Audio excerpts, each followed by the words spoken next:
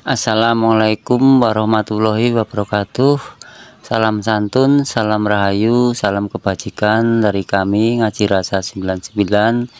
Semoga teman-teman semua dimana berada, juga para subscriber, para pecinta Ngaji Rasa 99 tentunya selalu diberi rahmat, diberi daya sama Allah Subhanahu wa Ta'ala. Amin ya. Oke, langsung aja ya. Pada kali ini saya ingin menanggapi soal Ustadz Mr. TM yang kemarin-kemarin sempat bikin heboh, viral, karena beliau sebagai Ustadz yang ajarannya makrifat tetapi kok berbicara kasar. Jadi begini guys, menurut saya semua itu dilakukan beliau cuma untuk sensasi, agar pikiran juga konten-konten beliau ada yang menanggapi. Tapi alhamdulillah setelah beberapa hari ini banyak yang menanggapi dan beliau sudah kembali lagi ke sifat aslinya, yaitu Mr. TM yang sopan, tidak suka menghina orang. Nah, itulah sosok aslinya Mr. TM. Karena saya sendiri sebenarnya sudah lama mengamati Mr. TM, jadi saya sedikitlah tahulah tentang beliau. Walaupun saya nggak pernah ketemu, cuma saya mengamati dari konten-konten awal beliau. Memang beliau itu dulu awal-awalnya selalu berbicara santun, tapi karena tidak ada tanggapan-tanggapan dari publik, dari ulama-ulama, maka dia atau beliau mencari trik agar kontennya ada yang menanggapi. Tapi alhamdulillah sekarang sudah ada yang menanggapi. Dan mengenai beliau sesat, kafir atau tidak, itu menurut saya pribadi sampai detik ini beliau tidak sesat ya ajarannya. Karena memang yang namanya bahasanya orang tarekat, hakikat, marifat, itu kalau disamakan dengan syariat tentu saja berbeda ya. Karena memang ranahnya juga sudah berbeda, dan ini yang sering menjadikan kesalahpahaman antara orang yang bersyariat dengan orang yang berhakikat. Tapi semoga dengan prosesnya, berjalannya sang waktu, semua bisa memahami ajaran tarekat, hakikat, marifat. Karena sebenarnya semua itu satu kesatuan ya, antara syariat, tarekat, hakikat, marifat, itu satu kesatuan. Dan untuk mencapai keislaman yang sempurna, memang 4 tahapan ini harus dipelajari, dikuasai, agar kita tahu, bisa weruh, ngerti, kenal, atau dalam arti kita itu bisa kenal Allah Subhanahu wa Ta'ala. Jadi tidak hanya menyembah nama, tapi apa yang dibalik nama itu. Karena itu tonton video ini sampai selesai agar tidak gagal paham. Oke. Ya Rasulullah, ya Rasulullah, ya Hadi, ya Bashir, ya Tabib. Itu sholat syariat, ada doanya, ada aturannya, ada contohnya ya, wudhu, menghadap kiblat, menutup aurat, bacaannya ini itu, ada waktunya, semuanya terbatas, berarti semuanya pakai aturan. Kalau nggak terbatas berarti nggak perlu pakai aturan, betul ya? Nah, itu. Sering saya sampaikan, syariat adalah aturan yang membuat jasmaniah kita ini tertib di dunia. Nah, sholat syariat ya seperti itu. Kita sudah diajari sholat syariat sejak kita SD. Betul ya? Bahkan sejak TK. Bahkan di situ kata Nabi, kalau anakmu nggak mau diajak sholat syariat, nggak mau diajari sholat syariat, pukullah. Itu untuk belajar ya, bukan untuk sholat loh ya. Karena anak kecil belum ada kewajiban sholat, betul ya? Tapi kenapa belajar kok malah dibolehkan mukul? Karena itu pembelajaran, bukan sholatnya, ya toh ya.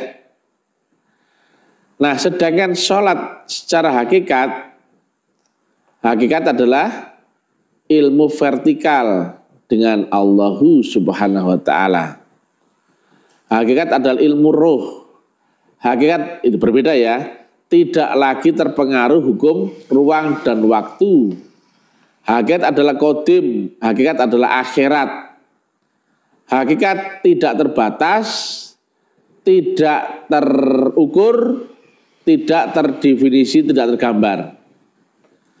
Maka hakikat ada aturan nggak? Nggak ada. Aturan itu adalah untuk membatasi, ya toh? Gak boleh ini, gak boleh itu, berarti kan ada batasan. Sedangkan hakikat itu adalah beda dimensi. Tetapi di dalam petunjuk di dalam Quran sendiri, kalau orang sholat tapi lalai dalam sholatnya, maka diancam dengan neraka wel. Nah, ini mulai bingung ini. Orang yang sholat tapi lalai dalam sholatnya neraka wel. Nah, maksudnya mana yang sholat ini? Sholat tetapi sudah begini ya, sudah wudhu, sudah praktek takbir sampai salam, sudah menghadap kiblat, sudah menutup aurat, sudah membaca ini itu. Tapi kalau lalai, maka diancam dengan neraka wel. Dan juga di ayat yang lain ya, akimis sholah lidzikri, dirikan sholat dengan hati yang berzikir, ingat akan Allah. Nah, ini mulai. Ini kita ngomong ilmiah tinggi ya. Kira-kira ini Allah yang mana yang diingat? Sementara Allah yang di ars sifatnya adalah laisa kamisli syai'un. Tidak serupa apapun, siapapun, dan tidak pernah terlintas dalam bayangan makhluk. Itu yang mau diingat. Gak mungkin ya. Dan juga di dalam iftitah sholat sendiri, di surat Al-An'am 79, ini iftitah sholat ya. Inni wajjahtu wajhiya lilladzi fataros samawati wal ard. Kuhadapkan wajahku kepada wajah. Loh, apakah Allah ada wajahnya? Yang di ars? Tidak. Allah yang memiliki wajah adalah Allah yang di dunia. Tetapi siapa Allah di dunia itu? Samawati wal ard.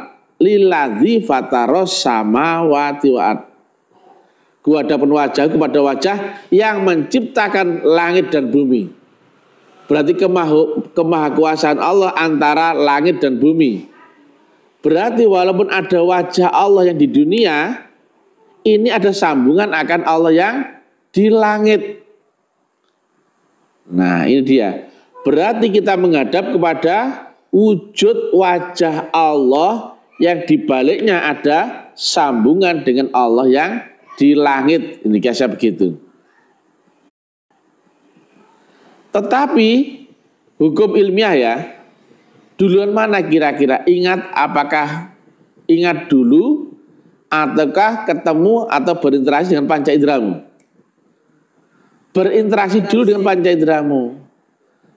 Kalau interaksi dengan matamu, kau ingat wujudnya. Interaksi dengan pendengaranmu, telingamu, kau ingat suaranya. Kalau berinteraksi dengan hidungmu, berarti kau berinteraksi dengan baunya. Sedangkan Allah di sifat 20 menerangkan sifatnya itu wujud. Bukan wujud ini kemudian yang di ars. Oh, jelas-jelas laisa kamitslihi syai'un. Kok di sini wujud? Betul enggak? Bukan yang itu ya. Allah yang di ars tetap laisa kamitslihi syai'un. Tapi Allah yang wujud ada Allah yang di dunia. Apakah Allah ada dua? Tidak. Makanya di dalam Quran sendiri banyak ya. Ada ayat yang menyebut dirinya aku, ada ayat yang menyebut dirinya kami. Lantas apakah ada dua Tuhan atau tiga Tuhan? Kok bilang kami? Bukan. Antara Allah dan utusannya. Antara Tuhan di langit dan Tuhan di bumi. Siapa Tuhan di bumi? Utusannya. Karena Allah dimensinya maha mutlak, manusia relatif, nggak akan saling ketemu. Walaupun Allah maha kuasa, tetap nggak bisa kumpul sama manusia. Yang mutlak itu tidak terbatas, tidak terdefinisi, tidak tergambar. Manusia terbatas, tergambar, terdefinisi, nggak saling ketemu. Makanya ada jembatan penghubung. Allah saja memakai sistem wasilah. Innallaha wal malaikatahu yusholluna 'alan nabi. Ya ayyuhalladzina amanu shollu 'alaihi wasallimu taslima. Allah saja memakai sistem wasilah yang di dalam Quran menerangkan dibawa oleh nabi. Tapi di balik nabi ada hubungan dengan Allah yang di ars. Itulah ada di balik nabi ada Rasulullah. Maka wahai orang-orang beriman, ikutlah bersolawat akan Nabi. Loh. Berarti hubungan Allah dengan manusia lewat sistem wasilah. Dan hubungan manusia dengan Allah wajib juga dengan lewat sistem wasilah. Walaupun Allah maha mendengar, Allah maha kuasa, Allah maha segalanya, Allah maha dekat, Allah maha rahman, maha rahim, Allah maha mengetahui, tetap lewat itu. Kurang apa Allah tadi? Tetapi nyatanya Allah pakai utusan, betul gak? Betul. Kalau Allah pakai utusan di sini, berarti Allah di sini ya? Tidak. Nah, kelirunya sekarang sudah nggak ada yang mengakui utusan Allah zaman ini. Padahal ayatnya ada.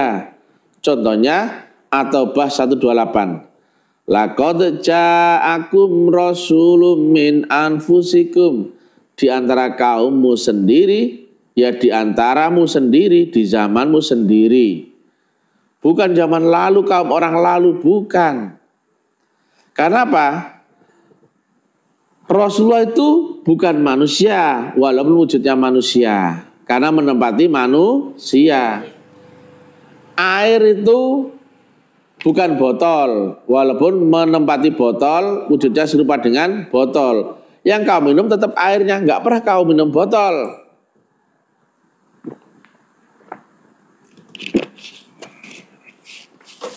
Nah, Rasulullah itu karena bukan manusia, tidak bernyawa, gak mungkin mati. Nah, sesuatu yang kodim menempati badan baharu, ya, baharu kan terbatas, jasmani kan terbatas, bernyawa kan terbatas. Maka logikanya rohaniyah Rasulullah tidak akan pernah mati. Tapi badan kasarnya, wadahnya itu berpindah-pindah. Maka tiap zaman ada nggak Rasulullah? Ada, nggak pernah mati. Sama seperti Pak Karno dan Presiden RI. Pak Karnonya wujudnya Presiden RI waktu itu. Ini Presiden RI bukan manusia. Ini nggak mungkin mati. Yang mati adalah wadah wujudnya tadi yang dipakai sebagai tempat wadah wujudnya Presiden RI. Yang mati Pak Karno, kemudian Pak Harto dan sebagainya. Tapi Presiden RI kan bukan manusia, nggak pernah mati. Dia hanya menempati wadah-wadah yang lain. Makanya disebut Nabi al-ulama waris. Nah kalau diwarisi kan berarti isinya sama. Saya punya tanah 1 hektar, saya wariskan pada si fulan. Dia punya nggak tanah 1 hektar yang tadi saya miliki? Punya. Nah, konsep ini yang telah hilang, bahkan dianggap asing. Ada hubungan Allah dan manusia lewat wasilah, hubungan manusia dengan Allah lewat wasilah. Al-Maidah 35 ayatnya. Dan wajib ada Rasulullah zaman ini. Kalau nggak ada Rasulullah zaman ini, memangnya Rasulullah manusia, memangnya Rasulullah itu mati. Dan ayatnya pun ada, tetap kita disuruh mencari wasilah, wabtaghu ilal wasilah. Nah kalau kita mencari wasilah, nggak mencari pembawa wasilahnya kan nggak mungkin. Itulah Rasulun min anfusikum di At-Taubah 128. Nah sholat hakikat itu adalah sholat roh. Tetapi orang yang praktek ilmu roh saat masih hidup, maka berlaku roh dan jasmaninya. Sama seperti kita ya. Kalau kita melihat air ya di dalam botol, terlihat nggak botolnya? Otomatis, maka disebut sebotol air. Padahal aku mau lihat airnya loh. Betul nggak? Tapi kan airnya menempati botol. Yang aku lihat ini apa jadinya? Sebotol air. Bukan, betul nggak?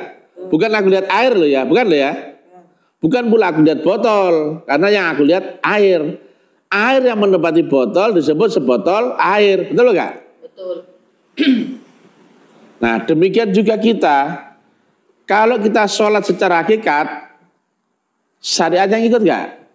Ngikut, karena kita masih hidup. Tetapi yang paham hakikat hanya yang di strata hakikat. Orang syariat nggak tahu.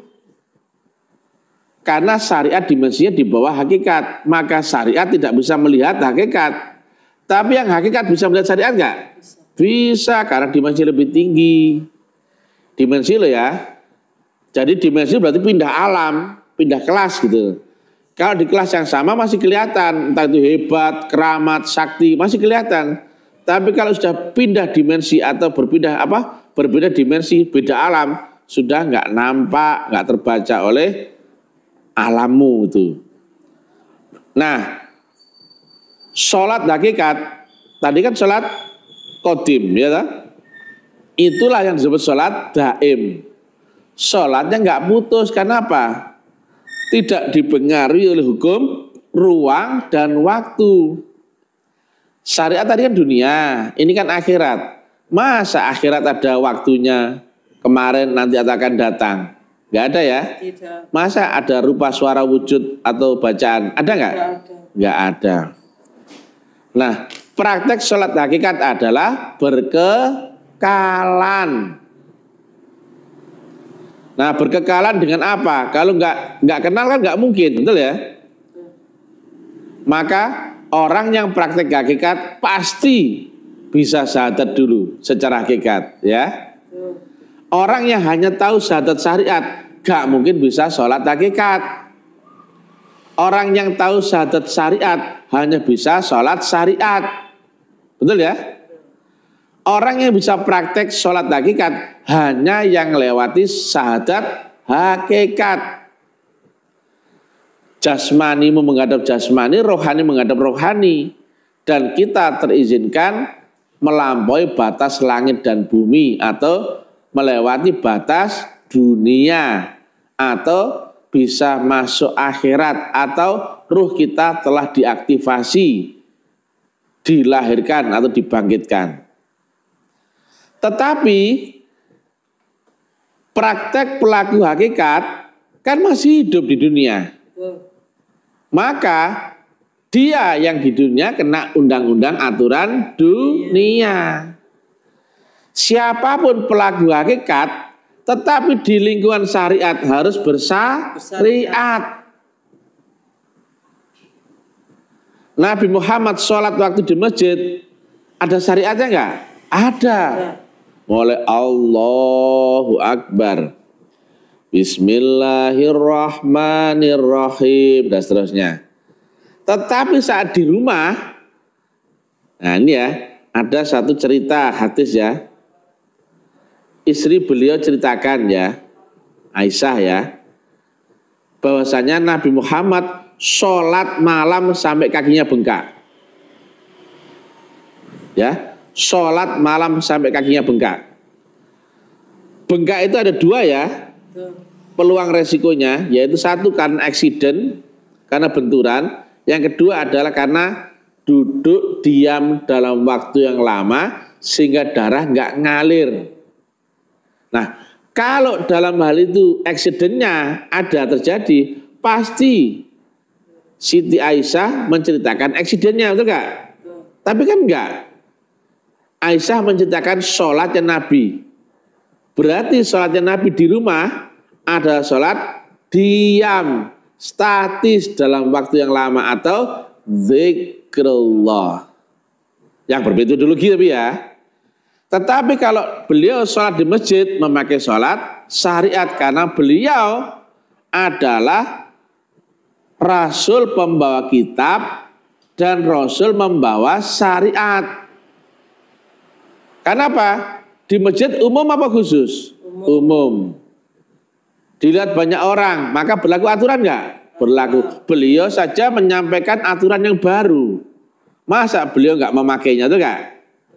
Tetapi saat di rumah, beda cerita. Makanya, Nabi pun demikian ya. Di awal-awal, sholat begini belum ada. Nabi adalah belajar taholli, tahali, tajali. Bukan belajar pengetahuan, belajar sholat begini, enggak ada itu. Nabi prosesnya ya lewat baiat. Pada malam itu dia Muhammad dibelah dada, cuci kolbu dan seterusnya ya. Kemudian beliau zikir bermetodologi, diam dalam waktu yang lama zikir. Kemudian suluk atau tapa berata atau kholwat di Gua Hira. Nah, baru kemudian mi'raj, baru kemudian ada penyempurnaan dari Allah. Kemudian ada perintah sholat, betul nggak? Nah, sholat itu harusnya lewat metodologi zikir, lewat baiat, kan gitu Nabi. Demikian juga Nabi Isa. Baptis dulu, kemudian zikir bermetodologi, kemudian kholwat suluk. Ada masa hilangnya Nabi Isa dalam pemberitaan. Demikian juga Nabi Musa. Ada kholwat suluk di Bukit Tursina. Itu dulu baru sholat. Karena kita sholat hakikat, tidak lewat itu, gak nyambung. Kalau sholat syariat, sakarepmu. Sholat syariat kan sholatnya jasmani. Lah Allah kan bukan jasmani. Kalau misalkan ya kita sambungkan radio Prambos FM misalkan, kita cari di gelombang AM kan nggak bakal nyambung. Kalau Allah itu maha rohani, kita sholatnya dengan jasmani kan nggak bakal nyambung. Kalau Allah itu maha mutlak, kita relatif kan nggak bakal nyambung. Makanya perintah Nabi ya, udkhulu, masuklah kamu, entah itu saran, entah itu perintah, tapi kan kita disuruh masuk dalam Islam secara menyeluruh jasmani dan rohani. Berarti apa? Dari ilmu syariatmu masuklah ke hakikat, atau dari akalmu masuklah ke rohani. Apa itu? Carilah guru rohani. Praktek masuk ilmu rohani apa? Baiat. Ada metodologi zikir dan suluk kholwat, kan semua Rasul begitu. Setelah itu lewat, barulah kemudian mendirikan sholat. Kenapa? Kalau kau sholat gitu-gitu aja, kau diancam neraka walaupun kau sholat. Kau sudah baca Quran dengan tartil, tapi nggak ingat Allah, neraka nggak itu? Neraka. Kau gerakanmu sudah bagus, takbir sampai salam, tapi nggak ingat Allah, neraka nggak itu? Neraka. Kau sudah wudhu, tapi nggak ingat Allah dalam salatmu, neraka nggak itu? Neraka. Kau sudah menghadap kiblat, tapi nggak ingat Allah dalam salatmu, neraka nggak itu? Neraka. Kau sudah berpakaian menutup aurat, tapi nggak ingat Allah dalam salatmu, neraka nggak itu? Neraka. Ternyata isinya sholat adalah zikir. Harusnya orang yang mau sholat belajar dulu, belajar zikir.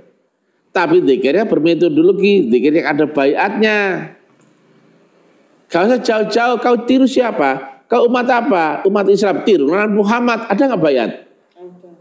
Kau umat apa? Umat Nasrani, tiru Nabi Isa, ada nggak baptisnya? Loh. Kecuali kau umat mengaku-ngaku sendiri, aku nabi baru atau apa ya, terserah kau. Kita kan standar-standar saja.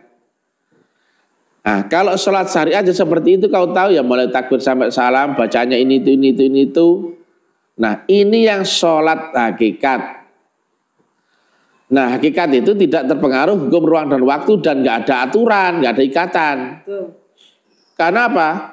Wujudmu saja bukan pria, bukan wanita, sana nggak ada wujudnya, nggak ada apa-apa, nggak ada yang bisa diceritakan, bisa diomong, nggak ada. Kalau bisa diomong bukan lagi ilmu hakikat, tetapi ngomongin hakikat, ngomongin akhirat di dunia, itulah ilmu tarekat. Makanya harus clear di tarekat agar kau bisa praktek hakikat.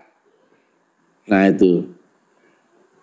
Nah, ada lagi di dalam Quran, sholat itu tanha anil fahsya'i wal mungkar, mencegahmu dari perbuatan keji dan mungkar. Kalau sholat begini, saya tanya, bisa nggak mencegah perbuatan keji dan mungkar? Nggak ada hubungan. Tapi kalau sholatmu beserta berkekalan dengan Allah yang tidak putus, terhindar nggak dari perbuatan keji? Terhindar. Dan mungkar. Terhindar.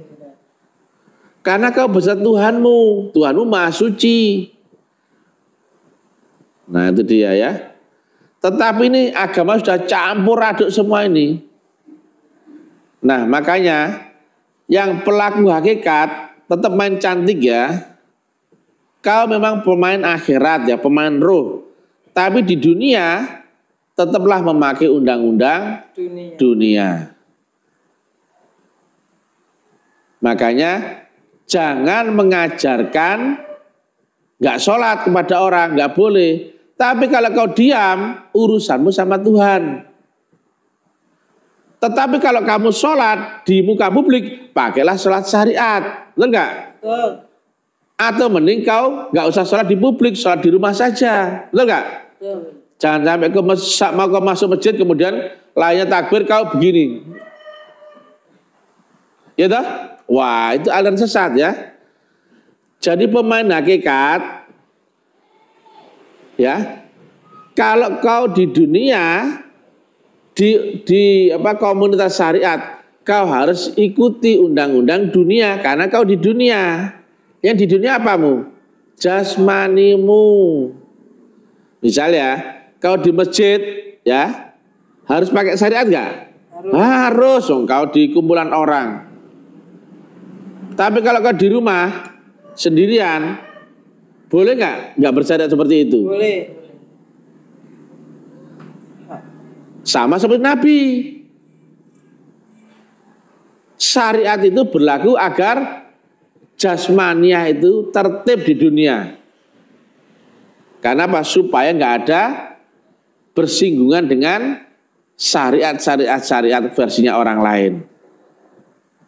Nah contohnya ya, kau telanjang di pasar boleh nggak? Ditangkap Satpol PP. Tapi kalau kau di rumah di kamar mandi telanjang, itu terserah kau. Ada aturan nggak mandi itu? Tidak. Terserah kau. Yang penting nyaman, yang penting enak untuk jasmanimu, kan begitu. Nah makanya ya, saya nggak pernah mengajarkan syariat, itu fikih, itu muamalah. Kan judulnya taklim saya kan taklim makrifat. Taklim makrifat harus lewat hakikat. Sedangkan hakikat yang diurai, diomong di dunia adalah syariatnya hakikat. Syariatnya hakikat itu apa? Metodologi tarekat. Kau misalkan ya madzhab Syafi'i ke sini boleh nggak? Boleh. Madzhab Hanafi boleh ya. Orang-orang NU, Muhammadiyah, Al Khairat, LDI, apa aja boleh sakarepmu. Karena saya gak membahas syariat. Saya menyampaikan tarekat agar kau bisa praktek hakikat. Walaupun kau praktek hakikat, kalau kau di komunitas syariat, kau harus bersyariat supaya kau nggak dianggap sesat. Bermain cantik lah. Nah, kalau sholat syariat, taunya rukun syarat syariat. Contohnya ya, wudhu, betul ya? Dimulai takbir sampai salam, menghadap kiblat, menutup aurat, waktunya tertentu, betul nggak? Subuh ya 2 rakaat, maghrib 3 rakaat, itu harus jelas semua. Itu secara syariat. Tetapi secara hakikat tidak cukup dengan ini. Maka hakikat sendiri, hakikat sholat ini siapa? Zikir. Aqimis sholah lidzikri. Dirikan sholat dengan hati yang berzikir, ingat akan Allah. Lah kalau kau nggak pernah berinteraksi dengan panca inderamu, bisa kau ingat? Nggak mungkin. Maka yang berinteraksi dengan panca inderamu itu Allah di dunia apa di akhirat? Di dunia.